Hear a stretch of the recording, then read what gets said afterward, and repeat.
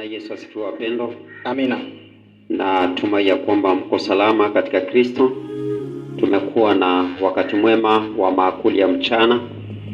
Hakuna mwenye amekula chakula ikamnyonga akimbizwa hospitali. Hivyo tunashukuru. Hakuna mwenye amekula chakula ikapitia mahali pabaya ikaenda kwa mapafu. Hiyo chakula inaweza kosa njia ipitie mahali pengine. Umenyongo uone tukianza kukimbiza hospitali. Lakini tunashukuru Mungu, amekuwa mwema kwetu, ametulinda na ametuhifadhi hadi masaa. Basi naomba niwakaribishe kwa ajili ya kipindi cha maswali na majibu.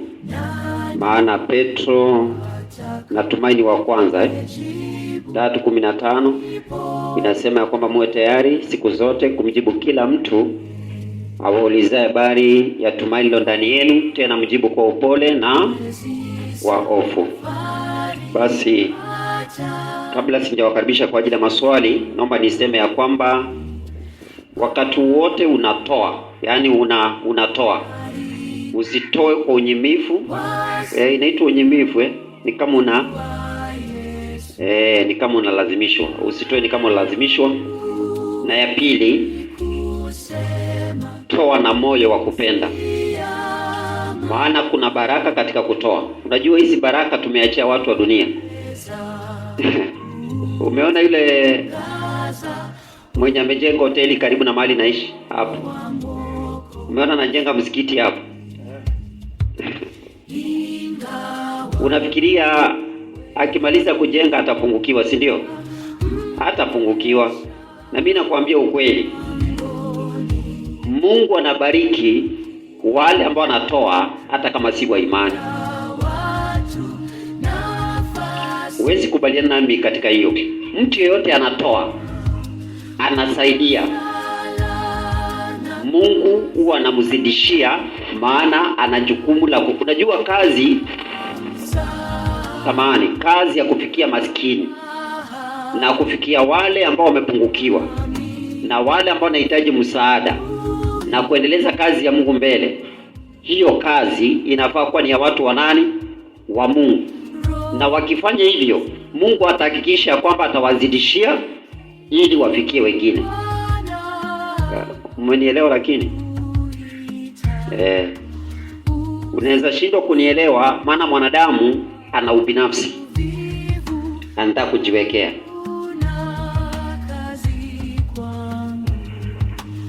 Wacha nisome maandiko, maana Biblia inasema ya kwamba mkono ambao unatoa unabarikiwa kuliko wenye unafanya nini?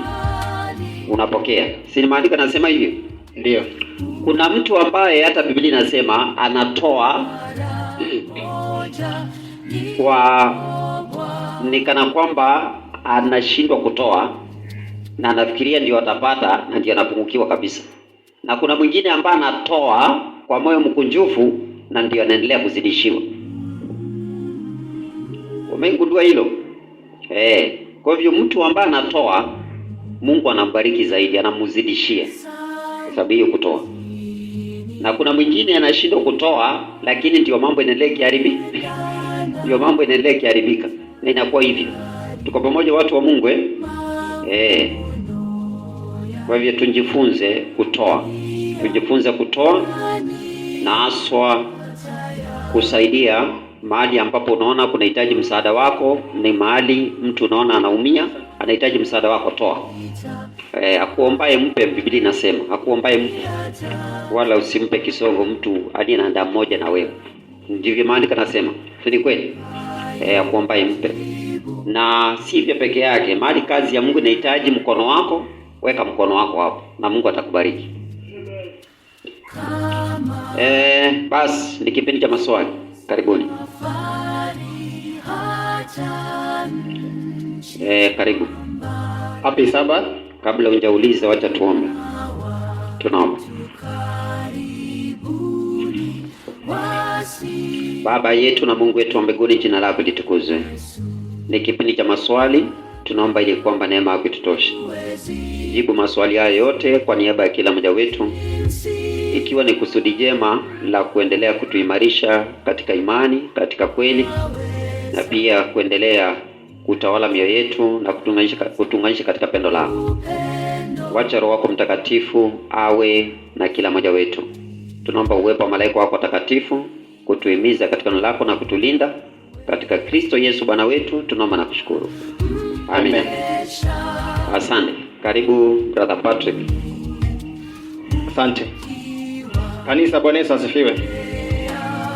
Swali langu naweza sema ilikuwa ni mwendelezo, maanake tulilijadili lakini halikuweza kuisha vizuri. Linaenda hivi ama linakuja hivi kwamba Kristo alipokuwa duniani alitembelea wagonjwa na akatenda miujiza ya kutibu ama kuwaponya, na hata pia akatembelea walioondokewa na wapendwa wao. Lakini sasa mimi nitabase sana katika siku ya Sabato. Je, kama Wakristo najua kabisa kutenda vyema ama kutenda mema siku ya Sabato inakubaliwa, lakini nataka niainishe katika sehemu mbili. Katika kumtembelea mgonjwa siku ya Sabato, mgonjwa yote yule awe ni mshiriki ama si mshiriki, ni vyema ama si vyema? Alafu nirudi katika hiyo nabii, sasa ni mshiriki wetu, lakini sasa ameondokewa na mpendwa wake. Je, kama washiriki ni vyema kwenda kufanya ibada katika sehemu ile siku ya Sabato?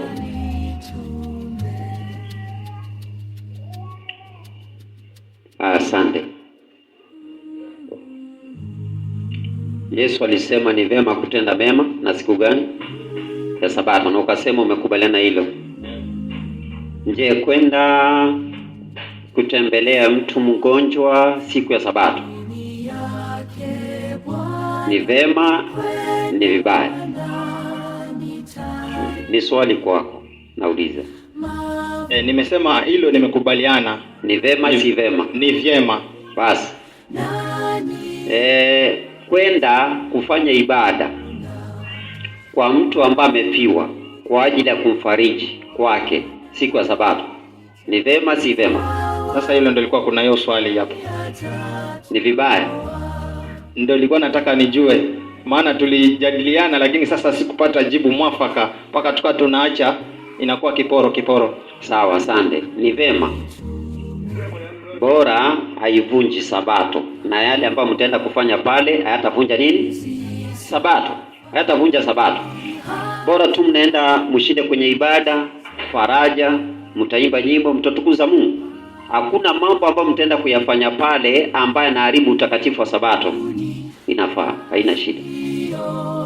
Lakini ikiwa kuna mambo ambayo yatatokea pale ambayo yataharibu Sabato, ni vyema muache. Natumai nimeeleweka.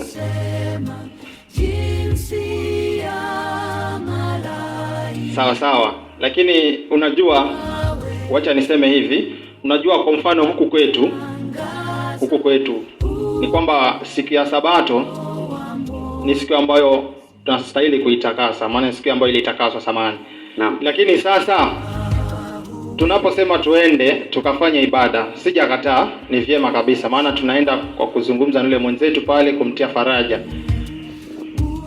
Na ujue mahali pale kumekuja watu tofauti, na huku kwetu kimila ambacho cha huku kwetu yani kimekuwa ni mchafuko. Pale kunaweza kuwa kunachezwa michezo ambayo kikwetu nimeshakuelewa. Na ndio maana nimesema bora mkienda hapo hakuna kitu kitafanyika kuharibu utakatifu wa nini? Wa ibada ya Sabato. Lakini kama kuna mambo ambayo yatafanyika, ni heri wachana nayo, usiende. Umenielewa? Asante. Kwa hivyo swali nilikuwa nimejibu tayari. Kwa hivyo ikiwa mkienda huko mtaenda kuharibu. Unajua, mnaweza kuwa mnaenda mahali mtu amefiwa na ikuwe ibada zote ambazo zitafanyika hapo ni nyinyi mnaongoza. Kuna mtu ataingiza mambo yake ndani. Umenielewa? Na kuna wengine upate si nyinyi mna control hiyo, si nyinyi mnaelekeza hapo. Wakitaka kuweka zile mambo zao wataweka. Na utawazuia, na ni siku ya Sabato. Ni heri usiende hapo, maana utaenda kuharibu utakatifu wa nini? Wa Sabato. Natumai nimeeleweka. Asante. Haya, barikiwa.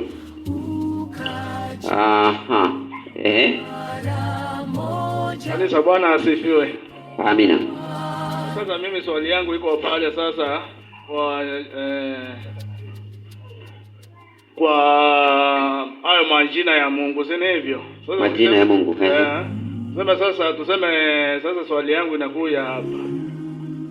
Tunaona kama mtu kama wale ni majina ambayo tunaita watoto wetu kama Emmanuel. Naam. Hiyo itakuwa unakosea. Hakuna mahali Biblia inasema kuita mtoto jina fulani ati unakosea. Sawa na hakuna mahali imeandikwa lazima uite mtoto jina la Kiingereza. Sawa? Ama la Kikuyu, ama la Kimeru.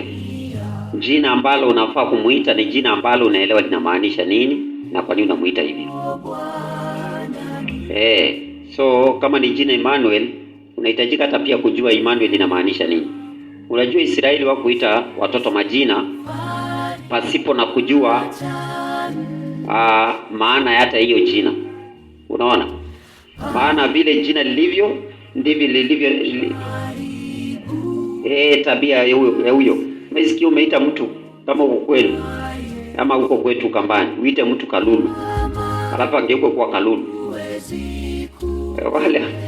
Wale ambao si wa Meru ama Wakamba hawezi kuelewa nimemaanisha nini. Kalulu ni mtu mjanja hivi.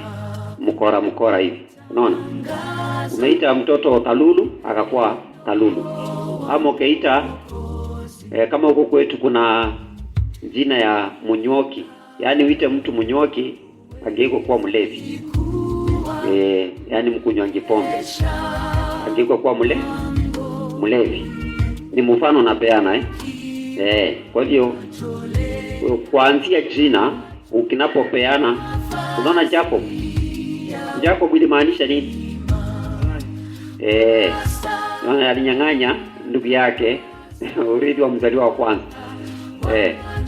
Alafu akadanganya yeye aitu Yakobo. Ndio malaika anamtokea wa Bwana.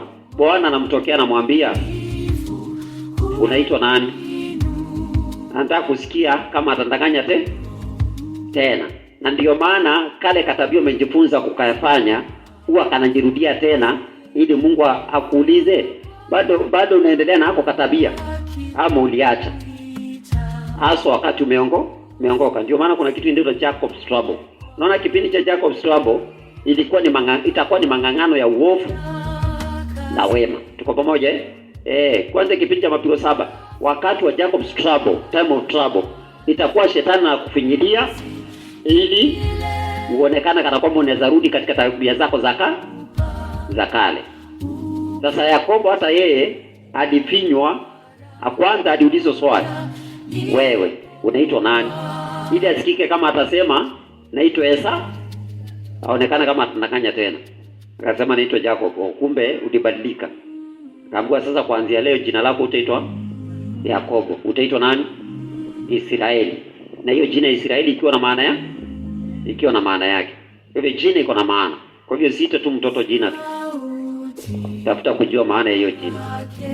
Natumai nimeeleweka So ninapoita mtoto wangu Kilonzo, nafaa kujua Kilonzo ni mtu wa kelele. Lakini naomba Mungu amsaidie apige kelele asia, apaze sauti yake kama tarube, ahubiri watu.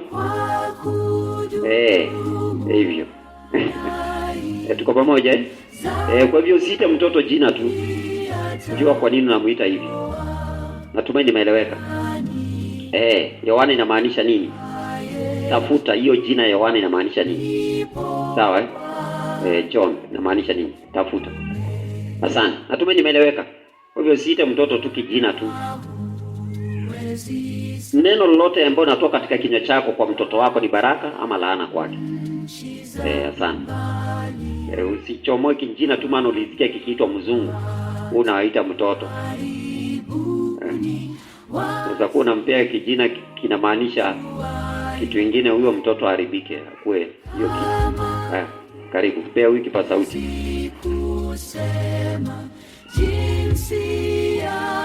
Happy Sabbath. Happy day. Niko na swali lenye ambalo last Sabbath liliulizwa, lakini mimi nitaliuliza kwa njia tofauti kidogo, ili ya kwamba sote tukaweze kuelewa kwa pamoja. Sasa nitajenga hilo swali kwa mafungu mawili. Ya kwanza nisomewe katika kitabu cha Wakorintho wa kwanza 6 mstari wake ni wa 9. Wakorintho wa kwanza 6 mstari wake ni wa 9.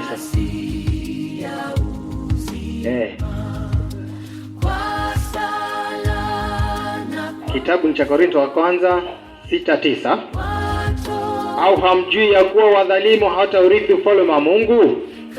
Msidanganyike, washerati hawataurithi ufalme wa Mungu, wala waabudu sanamu, wala wazinzi, wala wafiraji, wala walawiti.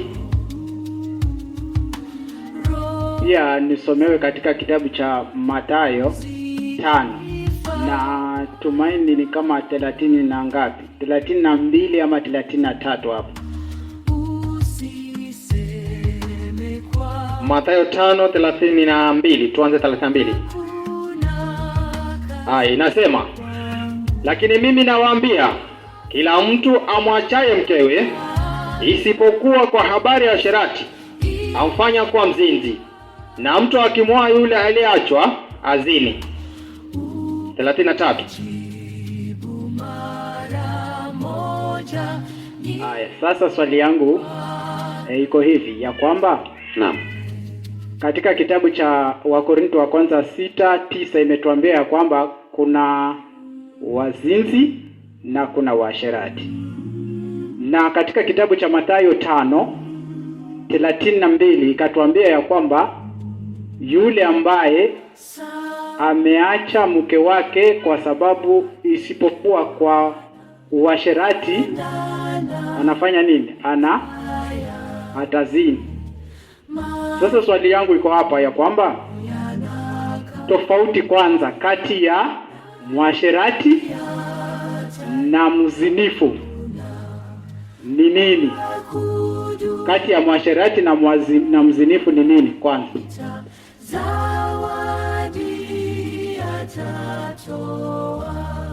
Okay, asante.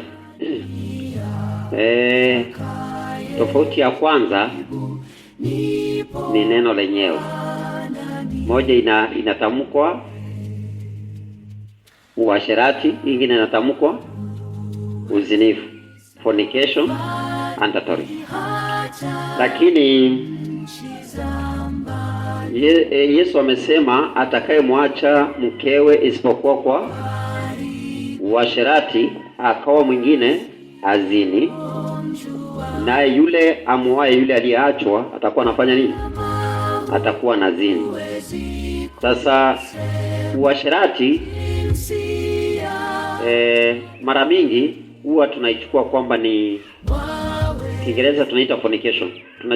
Tunachukua ya kwamba ni yule ambaye anja olewa ama anjaoa, anapofanya tendo la ndoa nje ya ndoa anafanya uasherati, na yule mwenye ako kwa ndoa anapoenda nje ya ndoa yake anafanya nini? Anazini. Lakini kwa mujibu wa hili andiko ni kama inamaanisha pia mwanamke ambaye ameolewa anapoenda nje ya ndoa anafanya nini? Anafanya uasherati. Lakini akichukuliwa na mtu aolewe na mwanaume mwingine ambaye si mume wake, anafanya nini? Atakuwa nazini. Na imesema mwenye ataoa huyo mwanaume, mwenye anaoa huyo mwenye ameachwa atakuwa pia anafanya nini? Anazini. Hivi inamaanisha ya kwamba kwa muktadha wa hii andiko, mwenye nazini ni mwenye anachukua mke wenyewe ama anafanya nini? Mwenye anachukua mke wenyewe anazini. na huyu mke ambaye akiolewa na mwanamume mwingine pia atakuwa anafanya nini? Anazini. Kwa mujibu wa hii andiko. Ni kama hivyo ndio inajaribu kufanya nini? Kumaanisha. Tumaini nimeeleweka. Asante. Swali lingine?